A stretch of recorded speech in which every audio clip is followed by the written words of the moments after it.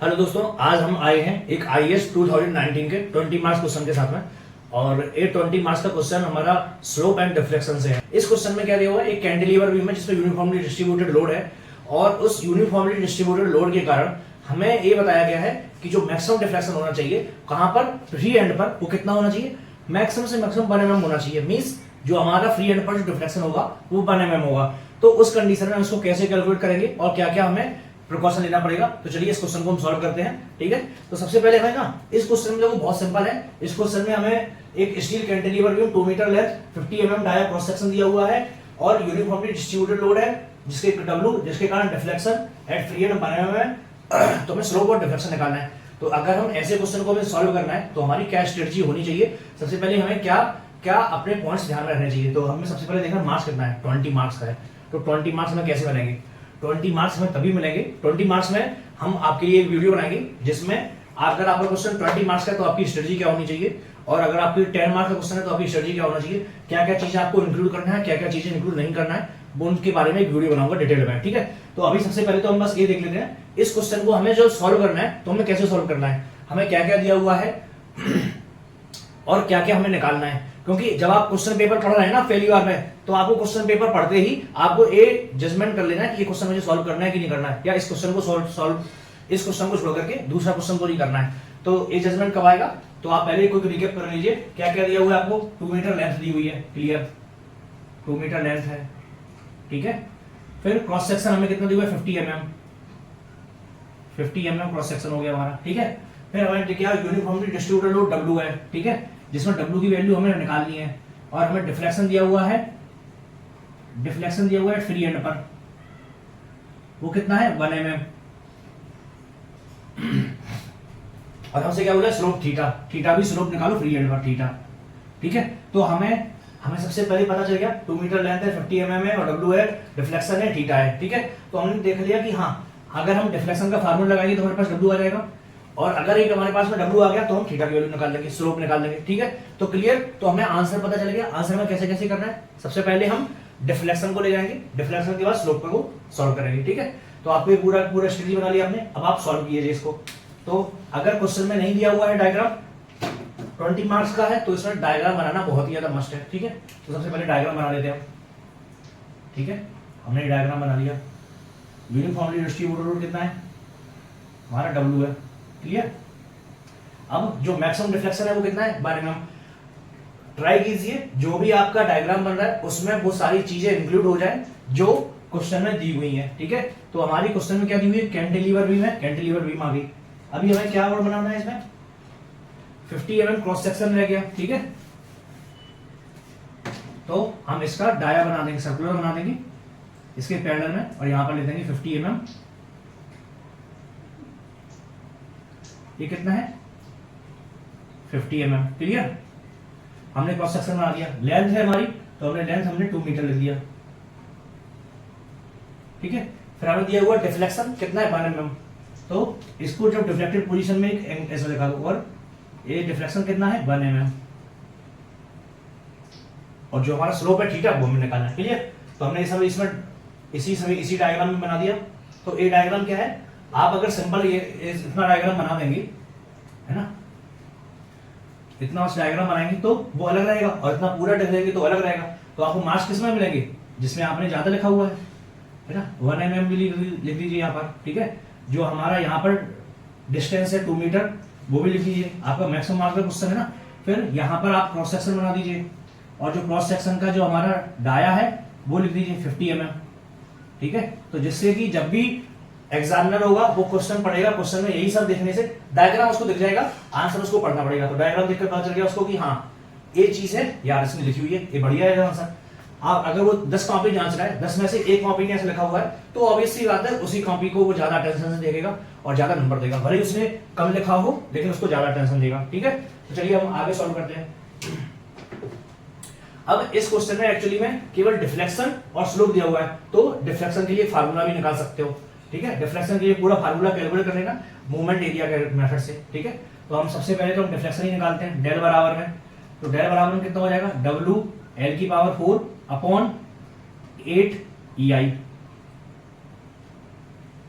ठीक है, W L की पावर 4 अपॉन 8EI, ठीक है। ये हमारा क्या हो गया, डिफ्लेक्शन हो गया, ठीक है। ये तो हमने क्या निकाला, EI निकाल लिया। अभी हमें E की वैल्यू हमें पता है, I की वैल्यू नहीं पता, तो हम यहाँ पर I की वैल्यू के लिए एक अलग से, अभी जब 20 मार्क्स का क्वेश्चन है तो हम I को वैल्यू को अलग से कैलकुलेट करेंगे। I बराबर क्या हो जाएगा, पाई बाई 64 इंटू डी की पावर 4, तो कितना हो जाएगा, पाई बाई 64, डी कितना है 50, mm की पावर 4 है, तो कितना आ जाएगा आंसर,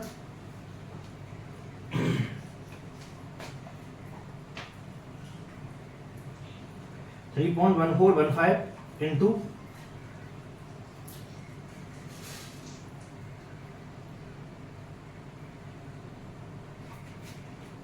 तो हमारा जो वैल्यू आ गई यहां पर लिख लेते हैं। आई बराबर कितना हो गया हमारा 3.0678 इंटू 10 टू पावर 5 mm की पावर 4, ठीक है। तो हमने ये क्या कैलकुलेट कर लिया, आई की वैल्यू कैलकुलेट कर ली। ई की वैल्यू हमें दी हुई है कितनी है, 200 giga pascal, 200 giga pascal means 10 to power 9 pascal. Clear हो गया। अभी हमें क्या निकालना है, फार्मूले में सारा वैल्यू रख देना है, ठीक है। तो डेल बराबर में कितना है 1 mm है, तो हमने 1 mm को हमने, अब हम सभी यूनिट को मीटर में रखेंगे, ठीक है। इज इक्वल टू डब्ल्यू का हमने डब्ल्यू रखने दिया, एल कितना है 2 मीटर है, तो 2 की पावर 4 हो गया हमारा, ठीक है।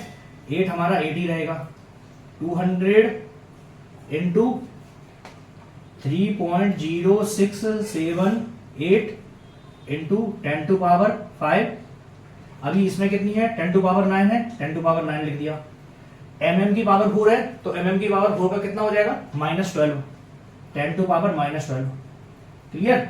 तो हमारा आंसर कितना हो जाएगा अभी 10 टू पावर -3 हो गया, इज इक्वल, और यहाँ पर w इंटू में कितना हो जाएगा, ये 16 हो गया, अपॉन 8 इंटू में कितना हो गया 1600 हो गया, इंटू में 3.0678 इंटू ये कितना हो जाएगा 10 टू पावर 12,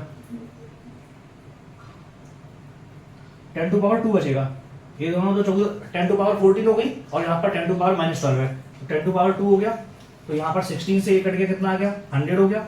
तो अगर हम W बराबर कैलकुलेट करेंगे तो कितना हो जाएगा 10 टू पावर -3, यहाँ पर है 10 टू पावर -3 इंटू में क्या हो जाएगा 3.0678 इंटू 10 टू पावर 2 है, इंटू 10 टू पावर 2 हो गया। क्लियर। और यहाँ पर भी 100 है, इंटू में फिर से 100 हो गया। क्लियर। तो हम इसको कैलकुलेट करें, कितना आ जाएगा हमारे पास में, तो जो हमारी W की वैल्यू आ गई वो कितनी आ गई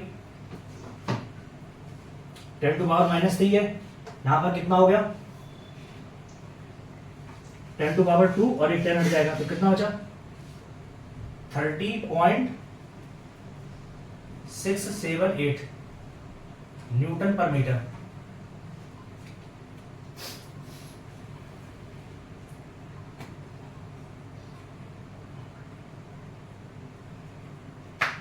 आपने इस इक्वेशन से W की वैल्यू कैलकुलेट कर ली। अब आपको क्या निकालना है, थीटा निकालना है। स्लोप थीटा बराबर में क्या हो जाएगा W L³ अपॉन 6EI हो जाएगा। तो अगर मैं इसी इक्वेशन से रखूं तो क्या हो जाएगा हमारा, मुझे डेल की वैल्यू पता है तो हम क्या लिख सकते हैं, अगर इन्हीं दोनों को निकालना है तो W, इसको यहां पर मिटा दो, इसको रहने देते हैं, इसको यहां पर मिटा देते हैं, ठीक है।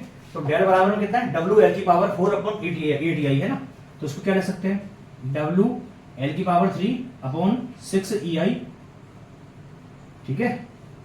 क्या हो जाएगा, यहां पर 6 आ जाएगा, यहां पर 8 आ जाएगा, और यहां पर 1 और यहां पर इंटू में L आ जाएगा, यही हो जाएगा।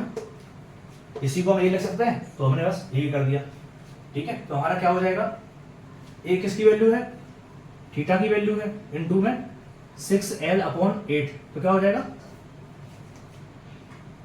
3/4L हो जाएगा, थीटा इंटू में 3/4L, यही हो जाएगा। तो हमारे क्या हो जाएगी, थीटा बराबर में क्या हो जाएगा 4/3 डेल अपॉन L हो जाएगा, 4/3 ऊपर आ जाएगा, इंटू में डेल बाई L, तो 4/3 का 4/3 रहेगा, डेल की वैल्यू कितनी है 1 mm, 1 इंटू 10⁻³ एल की वैल्यू कितनी है 2 मीटर, तो हमने 2 मीटर कर लिया, तो ये कितना हो गया हमारा 2 इंटू 10⁻³ अपॉन 3, तो वैल्यू कितनी आ गई हमारे पास 0.667 इंटू 10⁻³ किस में आएगी ये वैल्यू रेडियन में, तो हमने रेडियन लिख दिया। ठीक है, थीटा की वैल्यू आ गई आपके पास में। तो हमने इस क्वेश्चन को हमने सॉल्व कर लिया। इसमें पूरा का पूरा आपको फुल डायग्राम बनाना है जिससे कि आपको मैक्सिमम से मैक्सिमम मार्क्स मिल सके। आपको सबसे पहले स्ट्रेटजी बनाना है। स्ट्रेटजी कैसे बनाएंगे आप, डिफ्लेक्शन को पहले सॉल्व करेंगे और डिफ्लेक्शन जब आपका सॉल्व हो जाएगा तो डिफ्लेक्शन सॉल्व करने के बाद में फिर आप स्लोप पर आएंगे और जब आप स्लोप को सॉल्व कर लेंगे फिर आप फाइनली अल्टीमेटली एंड में आपको दोनों वैल्यू को हाईलाइट करके लिखना है कि आपके ये दोनों आंसर आए हुए हैं। ठीक है, तो आपको ये वीडियो कैसा लगा, अगर आपको वीडियो अच्छा लगा है तो इस वीडियो को लाइक जरूर कीजिएगा और इस चैनल को सब्सक्राइब कीजिएगा।